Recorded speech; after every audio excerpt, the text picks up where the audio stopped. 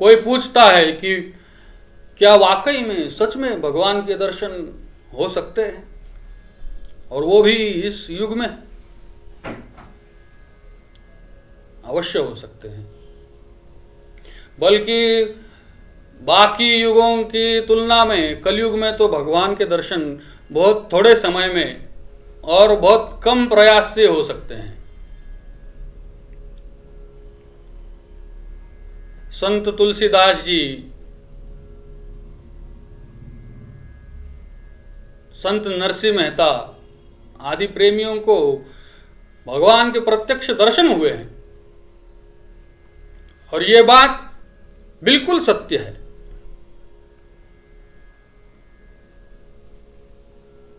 यदि भक्त चाहे तो वो मित्र की तरह एक स्थान पर मिलकर भगवान से वार्तालाप भी कर सकता है।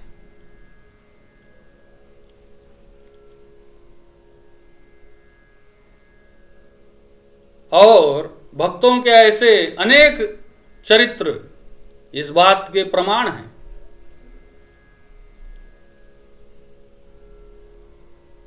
किंतु भगवान के शीघ्र दर्शन तभी होते हैं जब मन में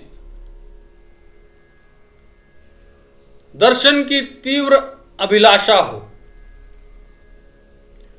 जिस प्रकार जल में कोई डूबता हुआ मनुष्य ऊपर आने के लिए व्याकुल होता है,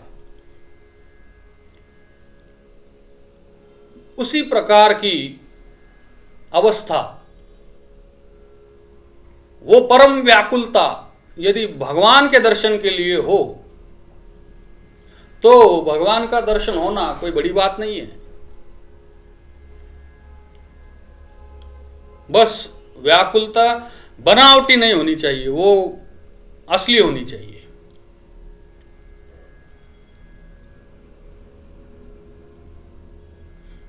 किसी की कोई संतान मर रही हो, या किसी की सैकड़ों वर्षों से बनाई हुई इज्जत जा रही हो, उस समय मन में जो व्याकुलता होती है,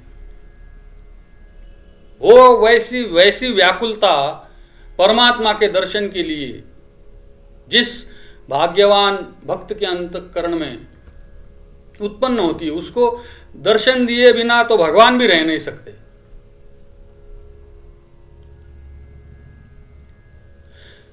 ऐसी व्याकुलता तभी बनती है जब वो भक्त संसार के सारे पदार्थों से परमात्मा को बड़ा समझता है, सांसारिक भोगों को तुच्छ मानता है,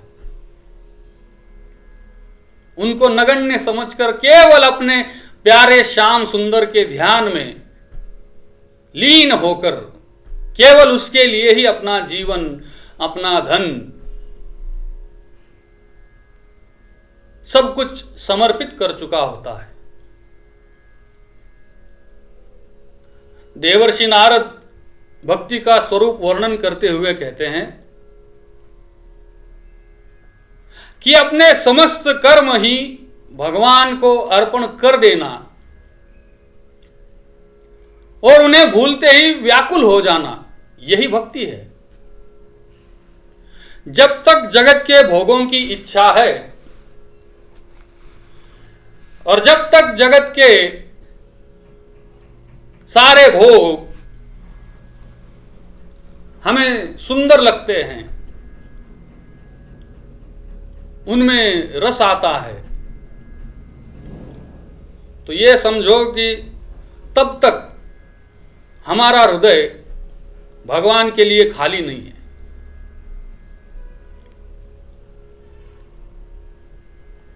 गोस्वामी जी तुलसीदास जी कहते हैं,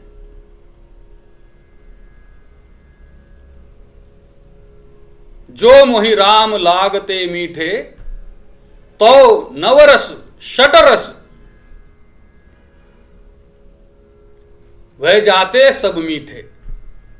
कि यदि मुझे भगवान राम प्यारे लगते तो साहित्य के श्रृंगार और आदि जो 9 रस हैं और भोजन के जो 6 रस हैं वे फीके हो जाते।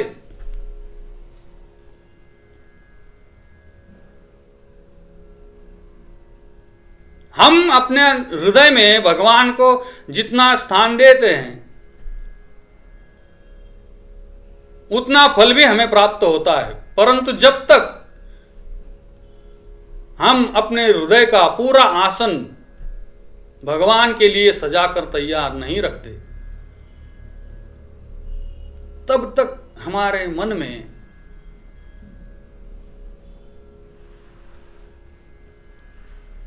भगवान नहीं पधारते।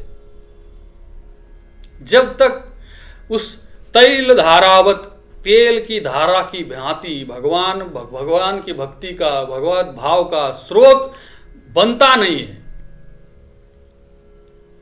तब तक उसके लिए व्याकुलता नहीं होती।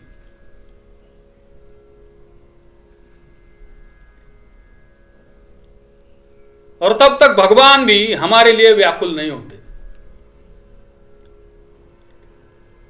क्योंकि भगवान की एक शर्त है। गीता में भगवान कहते हैं कि ये यथामाम प्रपद्यन्ते तांस्तथैव भजाम्यहम्। जो मुझको जैसे भजते हैं मैं भी उसी प्रकार उनको भजता हूं।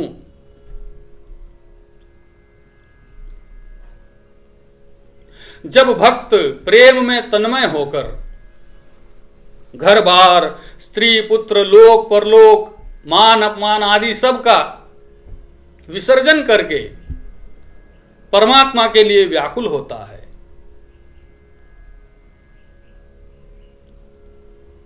गोपियों की भांति जिसके प्राण विरह की वेदना से व्याकुल हो उठते हैं, उसको भगवान के दर्शन तो अत्यंत शीघ्र हो सकते हैं।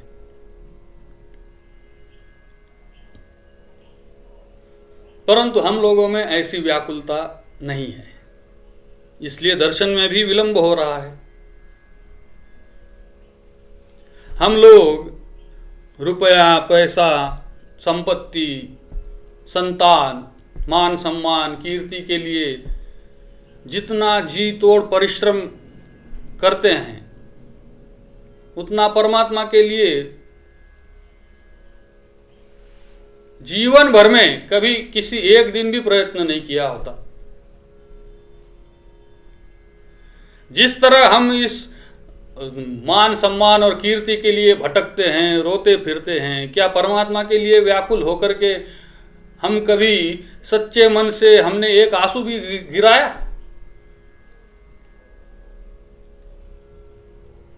इस अवस्था में हम कह सकते हैं कि परमात्मा के दर्शन तो नहीं होते।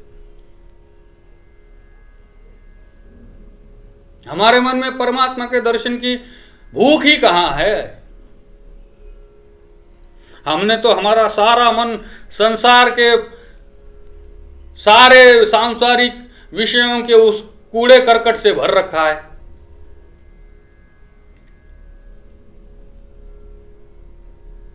जोर की भूख या प्यास लगने पर क्या कभी कोई स्थिर रहा है?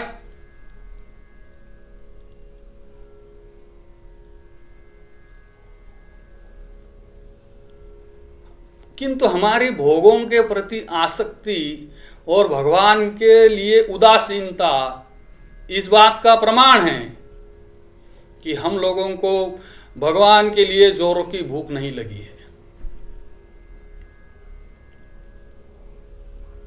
भगवान का दर्शन करने से भी महत्वपूर्ण हमारे लिए और बहुत से काम हैं।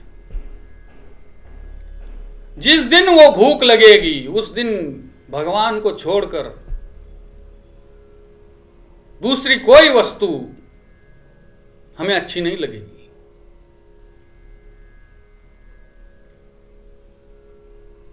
उस दिन हमारा मन सारे विषयों को छोड़कर केवल उसी के चिंतन में ही लीन रहेगा।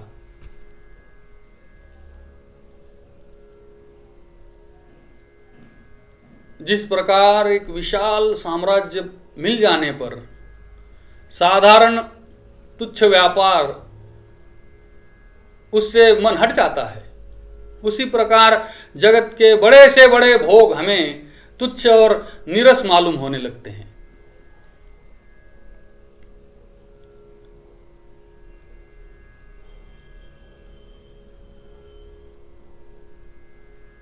ऐसी स्थिति को प्राप्त होने के लिए हमें चाहिए कि हम पहले सत्संग के द्वारा भगवान के महत्व को समझें और उनके निरंतर नाम जप तथा ध्यान के द्वारा अपने मन में उनके प्रति प्रेम को उत्पन्न करें। और जैसे जैसे जैसे भगवत प्रेम से हमारा हृदय भरता जाएगा, वैसे वैसे वैसे सांसारिक विषय हटते चले जाएंगे। और यों ही करते करते जिस दिन वो अपना हृदय का आसन केवल परमात्मा के लिए हम सजा लेंगे, उसी दिन और उसी क्षण में हृदय में व्याकुलता उत्पन्न होगी और वो व्याकुलता ही तीव्रता धारण करके तीव्र होकर भगवान के हृदय में भी भक्तों को दर्शन देने के लिए वैसी ही व्याकुलता उत्पन्न कर देगी।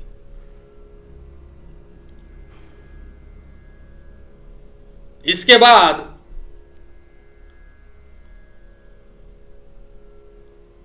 वो घड़ी आ जाती है जिसमें भक्त और भगवान का प्रत्यक्ष मिलन हो जाता है।